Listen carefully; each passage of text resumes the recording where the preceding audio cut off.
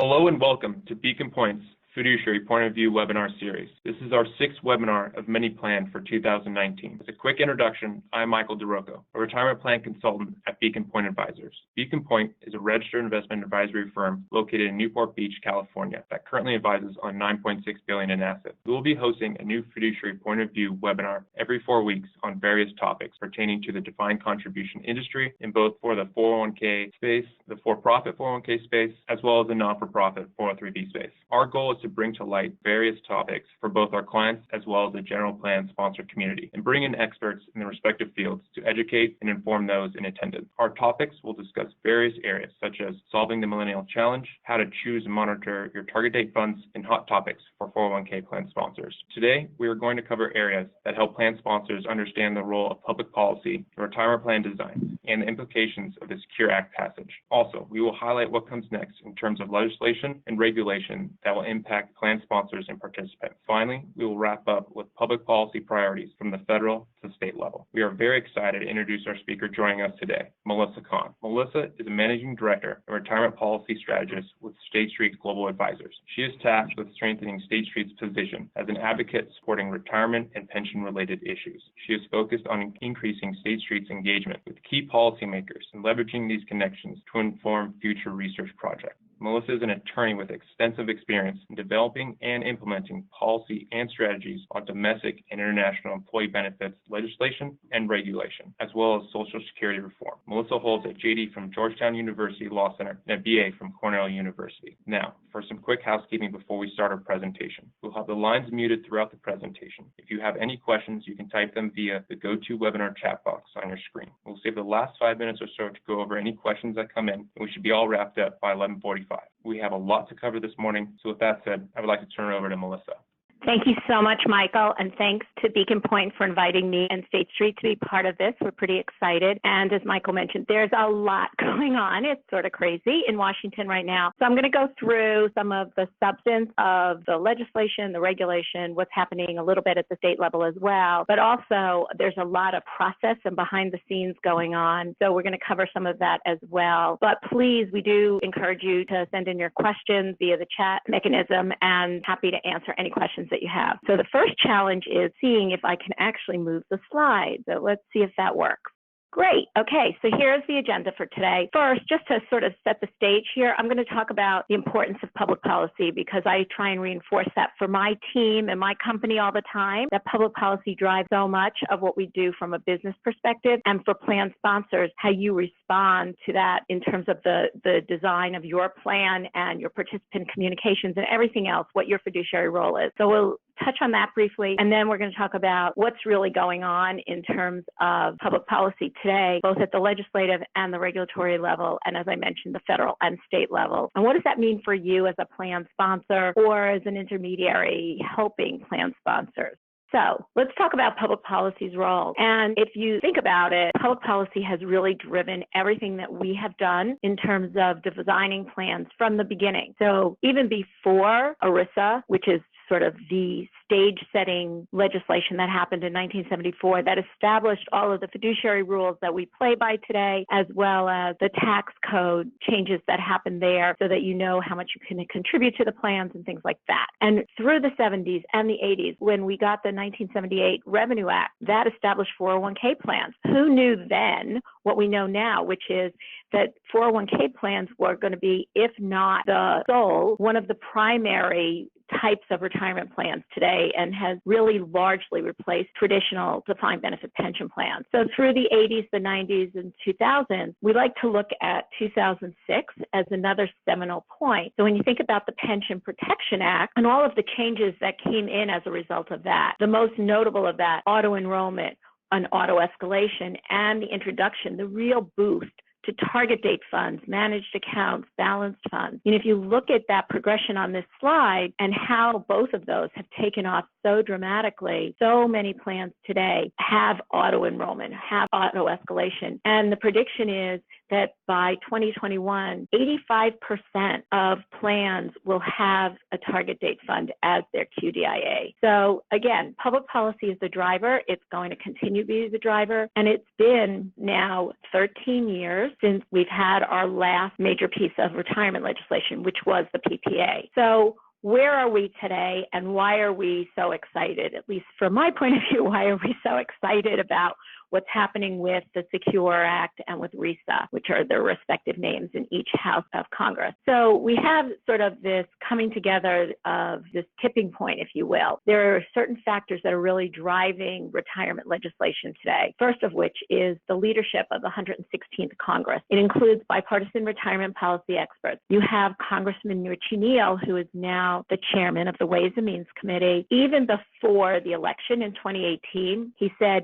if I am elected, if the Dems retake the House and I become chairman, retirement is going to be my number one priority. And that is the first time that in my long career, I can ever remember somebody who was that important in Congress saying that retirement was going to be their number one legislative priority. So very, very exciting. And on the Senate side, we have Senators Portman and Cardin, who you may recall, at least I do, that they have been leading sponsors of retirement legislation over the last 2 decades. And they are working again together on bipartisan legislation. And we'll talk about that in a minute. The second key factor is the demographics. We have 10,000 baby boomers who are retiring daily and will do so for the next 15 years. And so I think public policymakers are paying attention because their constituents are paying attention. It's an important personal issue. And I was just at a retirement roundtable today with Senators Portman and Cardin, and somebody was mentioning the fact that this is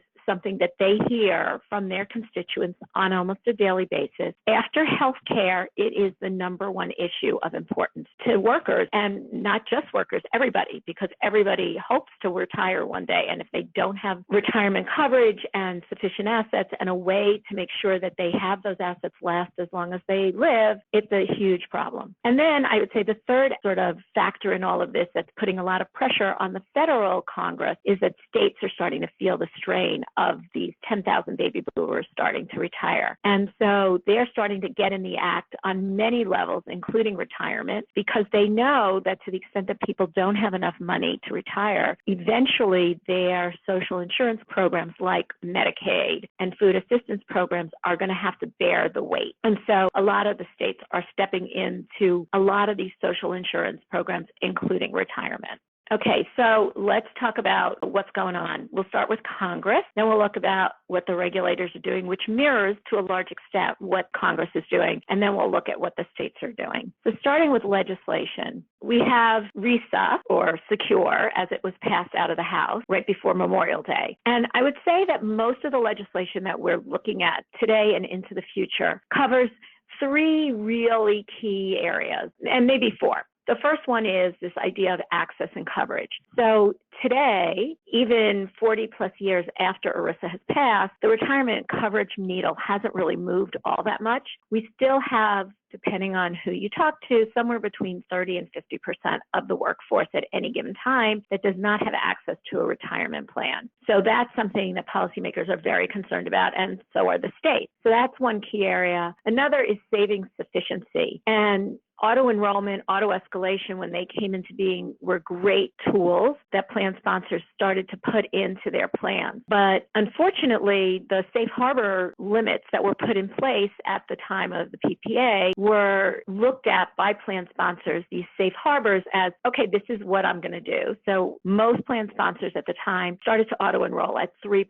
and maybe increase the auto-escalation to 6%. But if you look at any kind of either quantitative or academic research, we know that 6% for most individuals is just not sufficient. So there's a lot that's going to be done both in RISA/Secure as well as RISA 2.0, which we'll talk about as well. So there's a lot going on in that area to increase savings sufficiency. And then the last key overarching theme here is lifetime income. And so, you may have somebody who has access and coverage through a plan. You may have them saving sufficiently, but when they get to that retirement age, most people don't know how long they're going to live. I mean, nobody knows how long they're going to live, and they don't know how to manage those assets so that they will last as long as they're going to live. So this has been a huge area for policymakers to look at, and there's a lot contained in both RISA and the Secure Act, which is what it's called in the House. The other area that I would also just point to as sort of this growing overarching theme is this idea of financial wellness. And so if you look here at this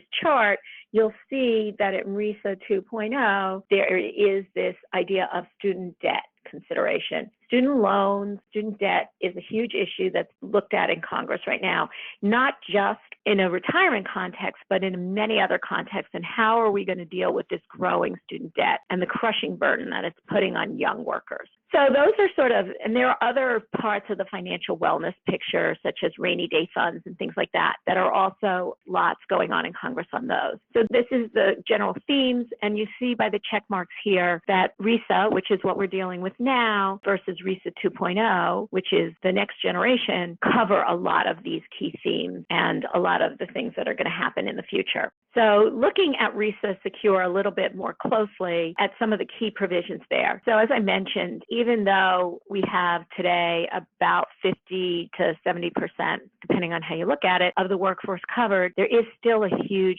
coverage gap out there. And where is that coverage gap? Well, most of it is smaller to mid-size employers. And when they can afford to give any kind of employee benefits, obviously healthcare is the first thing they look to. Retirement is further down the road. One of the key provisions that's included in RISA is this idea of open multiple employer plan. And today there are two sort of arcane rules that exist that really inhibit the ability of small employers to group together for economies of scale and financial efficiency so that they are administered by just one plan. They are covered just by one plan. And so RISA would eliminate those two constraints, one of which is in the labor side of things, which basically says you have to have a nexus in order to group together, which means you have to be in the same industry. So RISA would eliminate that. It would basically say any small employer could group together to create a plan. And the other is this idea of this one bad apple. So if one employer screws up, it wouldn't necessarily disqualify the whole plan. So those are the two key things that RISA deals with. The other thing on the small business side is that today there do exist startup business tax credits if you start a plan, and RISA would increase those startup business tax credits. So again, encouraging access, encouraging coverage. On the lifetime income product side, there's a couple of different things in there. We hear all the time at State Street Global Advisors that plan sponsors really do want to turn their 401k plans into retirement income plans. It's not just good for employees, it's good for the employer because it's a great workforce management tool, right? Because to the extent that older employees feel that they have to continue to work forever, they can't afford to retire, it prohibits younger workers from moving up. So definitely employers are looking at ways to make their workers more comfortable that when they reach a certain age, they can take that money and it'll last forever. So they want to add lifetime income products such as annuities into their distribution options. But today, the rules are really, really onerous for plan sponsors. They have to do all sorts of tests. They have to assess the financial capability of the annuity provider that they choose. And for most employers, that's just too large a hurdle to overcome. So what RISA Secure does is that it basically looks at that financial capability aspect of it and says, you know what, you can rely on the insurer saying that I have met all of my state insurance requirements and I am in good financial health, and that will be enough to satisfy the fiduciary safe harbor so that when they pick somebody, they know they're picking a good insurance company. Also, there's a provision in there that allows plan sponsors to sort of try it out and see how they like annuities. And if there isn't a lot of take-up by plan participants, they can terminate that feature. And the plan participants who have gotten the annuity feature would be able to, without a taxable event, would be able to roll over that annuity into an individual retirement annuity. So that's the enhanced portability. And then the last aspect, which we think of as financial education, financial literacy for plan participants, is this requirement that in addition to seeing the lump sum on your benefit statement, the benefit statement would also have to display how much that lump sum, say it's $100,000, $100,000 would translate into in terms of monthly income. And we feel that this is a huge benefit because people have this wealth illusion. Most people who see $100,000 on their benefit statement are going, oh my God, I'm rich. This is more money than I've ever seen in one place. But when you say that that money has to last you 20, 30 or more years, it suddenly isn't that much money. And so this is something that the Federal Thrift Savings Plan has been doing for about the last 7 or 8 years. They have seen interesting results. More people, as a result of seeing what their lifetime income would be, have not only partially annuitized more of their money, but when they see the reality of they haven't saved enough, it's also been increasing the contributions that they make to the plan. So all in all, really great idea.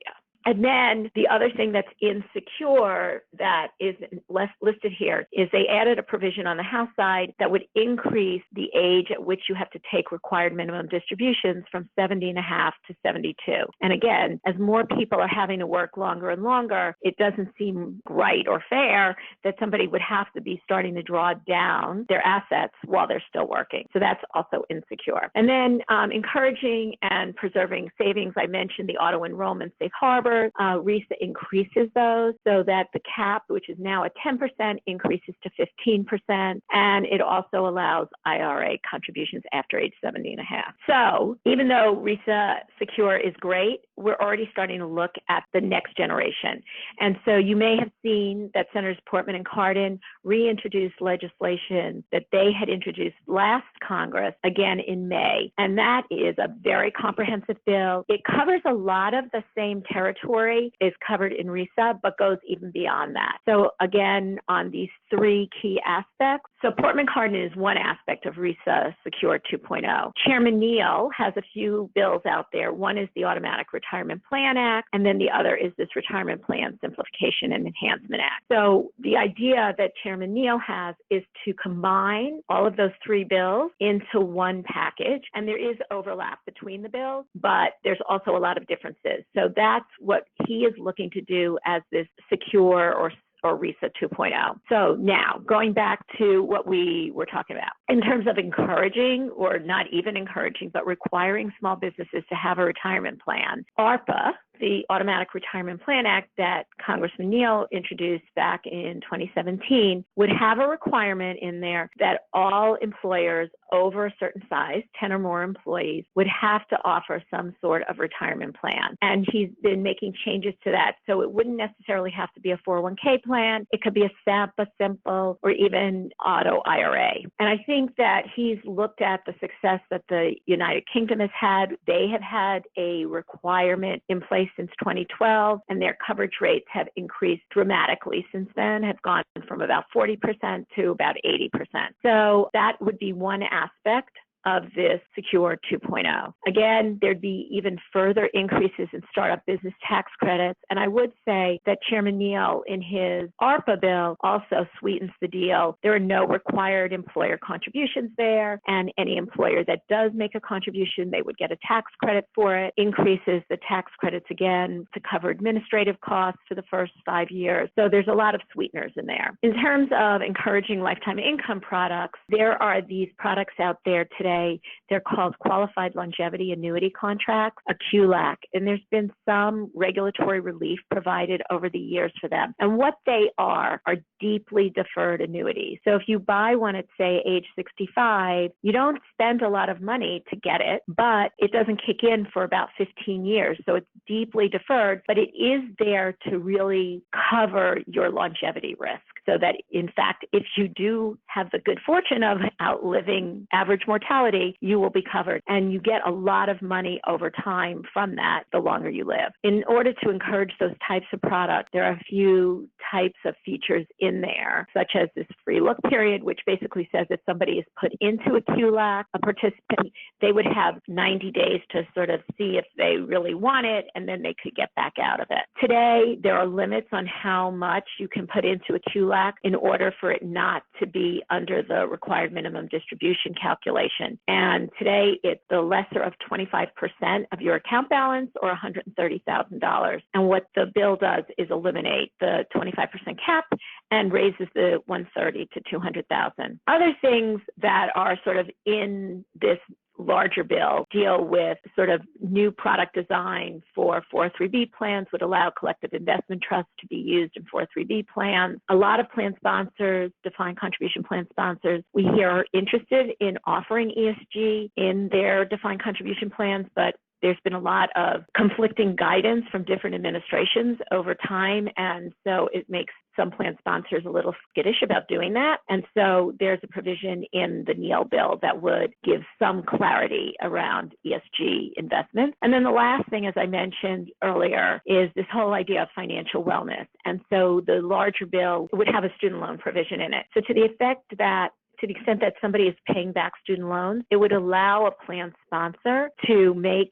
a matching contribution to the plan on behalf of that individual. It's gotten a lot of great support. People from both sides of the aisle like it a lot. So we'll see how that progresses. Let's turn to the regulatory side, and we'll talk about process in a few minutes. So on the regulatory side, again, a lot of mirroring types of activities are going on in the agencies as is going on in Congress. On retirement savings opportunities, we're about to see a final association retirement plan regulation come out of the Department of Labor. This was a direction from the president through an executive order earlier this year, or last year, I should say, to the agencies that basically said, we want you to work on MEP-type regulation. The Department of Labor came out with a proposed regulation in October of last year. It's much more restrictive than the provision that's in RISA.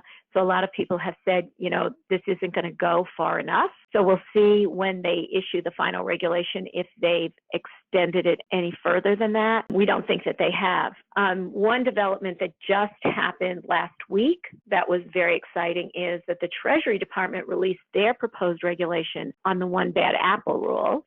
And it was a pretty good regulation. People are pretty happy. There are some technical issues that we're going to comment on, but for the most part, people are happy. The executive order also directed the Department of Labor to issue electronic delivery regulation, as well as seeing if they could consolidate or eliminate some of the required notices and disclosures, because there are so many that have been issued over time. And so they're looking to streamline some of those for plan sponsors, which will be great, and also allow plan sponsors to use e-delivery as the default. Somebody can always get paper. So we're waiting for that regulation to come out. And my understanding is that that regulation may go to the Office of Management and Budget for final approval by the end of August. So we're probably going to see that regulation sometime in the early fall. In terms of the retirement experience, the lifetime income guidance has been on the Department of Labor's regulatory agenda for months and years. And I was with my CEO this week. We met with Preston Rutledge, who is the Assistant Secretary over at the Employee Benefit Security Administration. And he said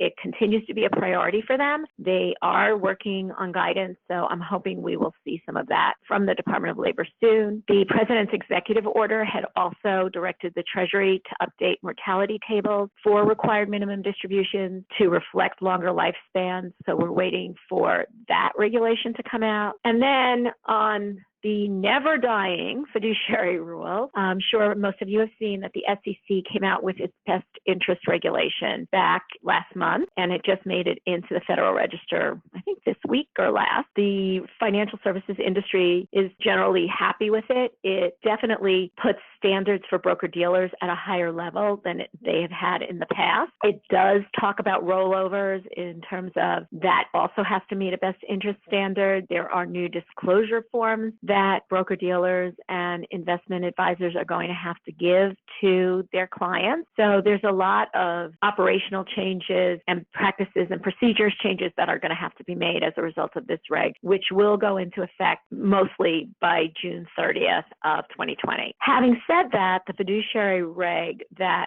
was overturned by the Fifth Circuit, the DOL fiduciary reg. Apparently, the DOL is going to be issuing further fiduciary guidance. It is on their reg agenda. Nobody is quite sure of what it's going to say, since we feel that they are very constrained by what the Fifth Circuit did. So that, I think, has some people pretty anxious, but the financial services industry has been assured that they will be comfortable with whatever the DOL does, but we'll wait and see what happens with that. So as I mentioned, the states are definitely not staying quiet, and they are taking a lot of matters into their own hands. And here you see some of the quotes from some of the states that have already implemented mandated retirement plans for employers and employees in their states. So I think the states there have been really 3 tracks that the states have been working on. And I've listed the 2 tracks here. The third is paid leave. There's a lot of stuff that's going on in the states on paid leave,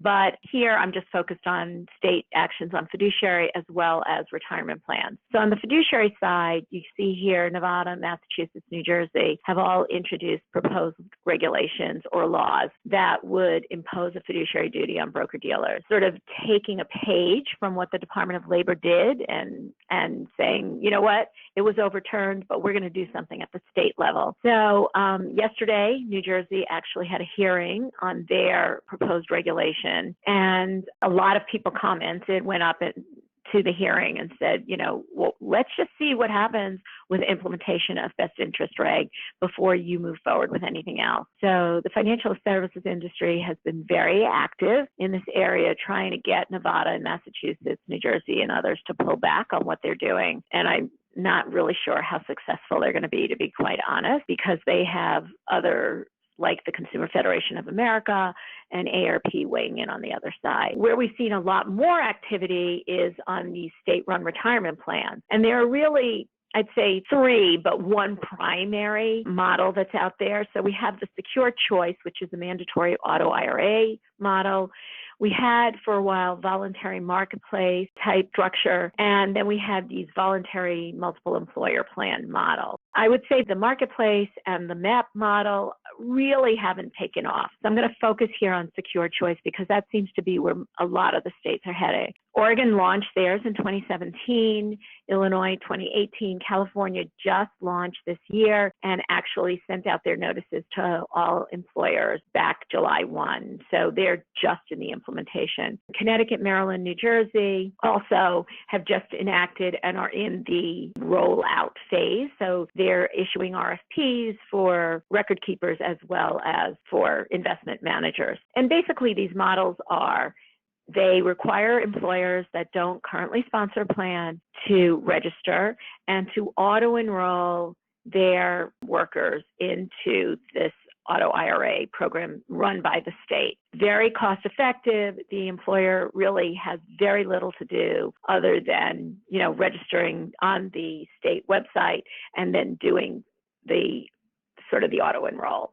And so it's been pretty well received by both employers and employees in Oregon to date. The opt-out rates have been a little less than 30%, which is high compared to corporate plans today, but you're still getting over 70% who are staying in and are pretty appreciative of what their employers are doing. So I think with that, is this my last slide before the wrap? Yes. So let's go back. I'm going to turn it back over to you, Michael. Yes, and thank you, Melissa. And given all the information and lots of information to absorb, and as well as you mentioning a lot's going on in Washington, kind of wanted to ask you a quick question. So with all these information coming out, what would be the big takeaways for employers, and what would they need to know in terms of impacts on their plans and such? Good question. So let's turn to the last slide. And here's the things that we think that you should be focused on as a plan sponsor or somebody who's helping a plan sponsor. Again, access coverage, lifetime income, fiduciary continue to be some of the key things that policymakers, both at the congressional and at the regulatory level, are focused on. So I think in terms of access and coverage, from a plan sponsor point of view, consider the potential administrative impact to your organization from state-based efforts. So each state is handling it a little bit differently. I think Oregon is in a good place now. I know that a lot of the employer plan sponsor organizations have weighed in to say, listen, the onus should not be on employers that sponsor a plan today to say we sponsor a plan. It should be on you, the state, to look at the Form 5500 information that's public information out there, and you can then see that an employer sponsors a plan. But not all of the states are in that same place yet. So if you do sponsor a plan and you are suddenly in a state that has these required auto IRAs, you may be forced to prove through, checking a box or showing a 5,500 that you do in fact sponsor plans. So you're just going to want to keep an eye on that in each of the states that are setting up these plans. And then open maps. We think that even though open maps are going to be targeted clearly at smaller employers and employers that don't sponsor plans today, if we look at what's happening outside our country, especially in the UK, these MEPs or master trust arrangements are going to the next level. And larger employers, because of litigation risk, are looking at, maybe I want to join a MEP. So it's not something for today, but I think it's something to consider. And I think having your financial advisor, somebody at Beacon Pointe, helping you navigate all of this, I think is super helpful. But definitely keep an eye on what is happening with the MEPs and cost consolidation or cost efficiency, administrative consolidation. On the lifetime income front, as I mentioned, retirement income is really the next frontier for defined contribution plans, and policymakers are really engaged in this. And I think as a plan sponsor, we need to look at what do we want out of our plan and how are we going to design it for the future so that it becomes not just a savings plan, if it's a 401k or 403b plan, but it's a retirement income policy. So what's the philosophy you have about your plan, and how is it that you're going to do your workforce management? Do you want to develop some sort of retirement income solution so that you can effectively move older workers out when they want to move out, so that you can move younger workers up? And just keep aware of all of the different income solutions that are coming to the fore, because there are a lot of different and innovative solutions coming forward. And then on fiduciary, the fiduciary reg is not dead. It's happening at the state level. It's happening at the regulatory level. Depending on what happens in the next election, it could come back at the legislative level. So not to scare anybody, but I think you just also need to keep in touch with your financial advisors, your other service providers, to make sure that you understand the impacts of what the SEC and DOL are doing. You want to monitor state efforts for sure to make sure that that's not going to have an impact on what you're doing in your state in terms of fiduciary responsibility. So all things to keep in mind, and I'm sure there's lots of others as well, but those are the key ones that I think you should just be watching out for. Perfect. And just a last question before we wrap up. Melissa, using your crystal ball, what do you think the chances are that SECURE will be enacted this year, given the holdup in the Senate? Yeah, so great question, Michael. I did a webinar a couple of months ago on these same topics, and I got the same question, and I said back then, naively, that I was more optimistic then than I had been in years about getting this over the finish line. And I thought we had something like a 75 to 80% chance that we were going to get SECURE/RISA this year. What's gone on in the Senate with certain members of the Senate holding up the final passage in the Senate, I'm starting to be less optimistic. So it did pass out of the House by an overwhelming vote of 417 to 3. That was back in May. We were hoping we were going to get it quickly through the Senate. That hasn't happened. So now we're looking at other vehicles to attach it to. And as I mentioned, I was at a roundtable this morning, and Senators Portman and Cardin were really pushing us to get to either leadership in the Senate or somehow have some sort of another hearing so that we can demonstrate the importance. But to the extent that any of your plan sponsor clients, anybody on the phone, or if it's important to your business,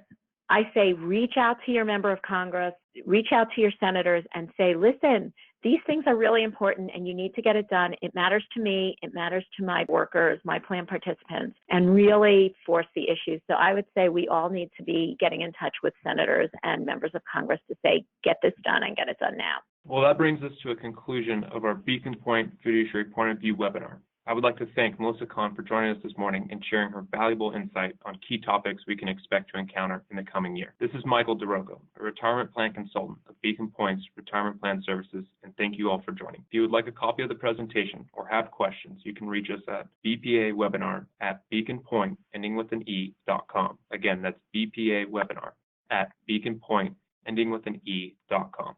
Thanks again, and be on the lookout for the invite for the next Fiduciary Point of View webinar.